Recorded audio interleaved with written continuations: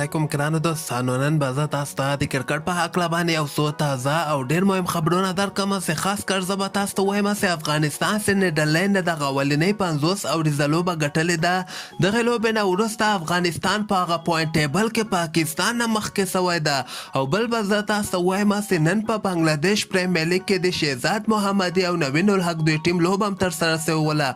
په دغه لوبه کې شهزاد محمدي او په زړه پورې بیټینګ نندارې ته وړاندې کړی او سبا هم په بنګلادیش پریمیر لیګ کې دوه ډېرې زبردسته لوبې هم ترسره کیدونکې دي. د دغې لوبې وختونه هم بدل سوي دي، هغه به هم زه تاسو ته وایم. او بل به زه تاسو ته وایم چې دغه نړیوال جام کپ چې کوم تاریخونه د آی سی زي لخوا نه اعلان سوي دي، د افغانستان لوبې په کوم تاریخونه باندې ترسره کیږي او د افغانستان او د نیدرلینډ چې کومه دویمه 50 اوریزه لوبه ترسره کیدونکې ده، د هغه په هکله به هم زه تاسو ته معلومات درکړم.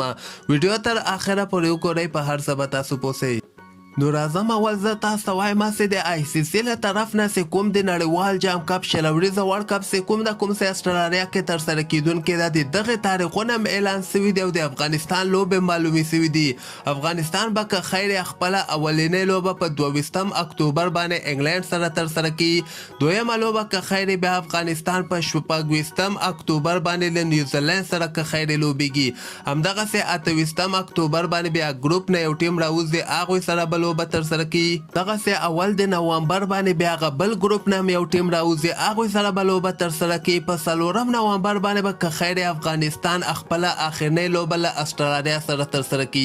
یعنې دغلته که موږ راسو افغانستان په استرالیا، انګلینډ او همدغسې نیوزیلینډ او دوه هغه ګروپ نه چې ټیمونه راوځي، دغه ګروپ کې د افغانستان یعنې اول ګروپ کې ډېر مضبوطه ګروپ د افغانستان به استرالیا سره هم لوبیږي، انګلینډ سره به هم لوبیږي او نیوزیلینډ سره به هم که خیر په شلوریزه ورلډ کپ کې لوبې ترسره کی. نو مسخد مې ته خبرې دا ده چې افغانستان باید همدغه اوس نه په دغه لوبغاړو باندې کار وکړي او شلوریزو لوبو ته بهترینه لوبډله جوړه کړي او دغه غټ ټیمونو ته باید افغانستان ماتې ورکړي. د نه علاوه به زه تاسو ته وایم چې د افغانستان او د نیدرلینډ چې کومه اولنۍ 50 اوریزه لوبه ترسره سوله، دغه لوبه خو افغانستان وګټله. دغه لوبې ګټل نه وروسته افغانستان هغه د ورلډ چمپینشپ پوینټ ټیبل چې کوم ده په هغه کې پاکستان نه مخکې سوي دي. دغه لیست تاسو وګورئ، نوی لیست راوتلی ده چې په دغه کې اول مقام انګلینډ لري، دویم بیا بنګلادیش ده، دریم بیا آیلینډ ده، څلورم بیا سریلانکا ده، پنځم بیا استرالیا ده، شپږم ویسټ انډیز ده، اووم هندوستان ده، اتم بیا افغانستان ده او پاکستان بیا نهم مقام ته راغلی ده. افغانستان 4 لوبې کړې دي، 4 وړۍ ګټلې، 40 پوینټه لري. پاکستان بیا 9 لوبې کړې دي، 4 یې ګټلې دي، هغوی هم 40 پوینټه لري. بل طرف ته په دغه کې به دغه اولني 8 ټیمونه که خیر ډایرکټ کوالیفای کی. کال 2023 جنوري یا فروری میاشتې پورې چې دغه کې افغانستان ټاپ 7 یا ټاپ 8 کې راغی، نو بیا تاسو پوه شئ چې افغانستان به کوالیفاین راولوبې نه کوي او کال 2023 ورلډ کپ ته به ډایرکټ کوالیفای کوي. نو دغه یوه لوبه د افغانستان ملي ټیم لپاره ډیره زیاته مهمه ده. د نه علاوه به زه تاسو ته وایم چې نن په بنګلادیش پریمیر لیګ کې دغه د شهزاد محمدي د ټیم نوین الحق د ټیم سره یوه لوبه هم ترسره کړوله.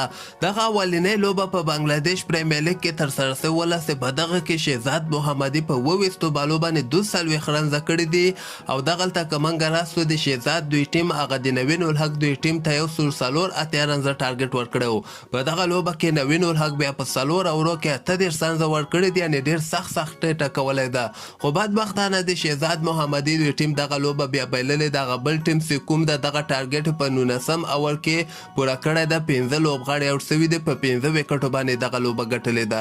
سبا هم په بنګلادیش پریمیر لیګ کې دوه ډېرې زبردسته لوبې ترسره کیدونکې دي. اولنۍ لوبه که خیر سهار ټایم کې 11 بجې د افغانستان په وخت باندې شروع کیږي، دغه د کریم جنت دوی ټیم که خیر لوبه ترسره کوي او هغه مازدیګر ټایم کې 4 بجو کې دغه دویمه لوبه چې کومه ترسره کیدونکې ده، دغه یو ځل بیا که خیر شهزاد محمدي دوی ټیم لوبه ترسره کی. کوم ملګري چې دلچسپي لري هغوی کولی شي دغه د بنګلادیش پریمیر لیګ لوبې لایو وګوري. د نه علاوه به زه تاسو ته وایم چې افغانستان په نیدرلینډ سره دغه دویمه 50 اوریزه لوبه چې کومه ترسره کیدونکې ده، دغه به که خیر د یکشنبې په ورځ باندې ترسره کیږي او همدغه یعنې د افغانستان په وخت باندې سهار ټایم کې 11 بجې به که خیر دغه لوبه شروع کیږي او ملي تلویزیون باندې تاسو دغه لوبه لایف کتلی شئ. افغانستان ته پکار ده چې دغه لوبه هم نیدرلینډ نه وګټي او 10 نور پوینټونه هم ترلاسه کړي.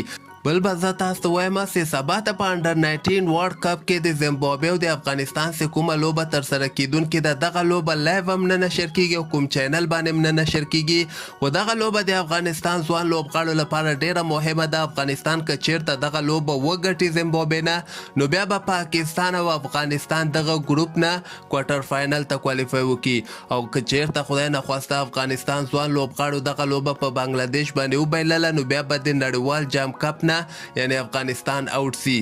هغه نه وروسته به افغانستان بیا د 1 مقام 8 مقام 9 مقام او 10 مقام لپاره به په نړیوال جام کپ کې لوبه ترسره کړي. نو باید افغانستان زیمبابوې نه حتما دغه لوبه وګټي او کوارټر فاینل ته کوالیفای وکړي. همدغسې تازه خبرو لپاره تاسو دغه چینل هم در سره سبسکرایب کولی شئ.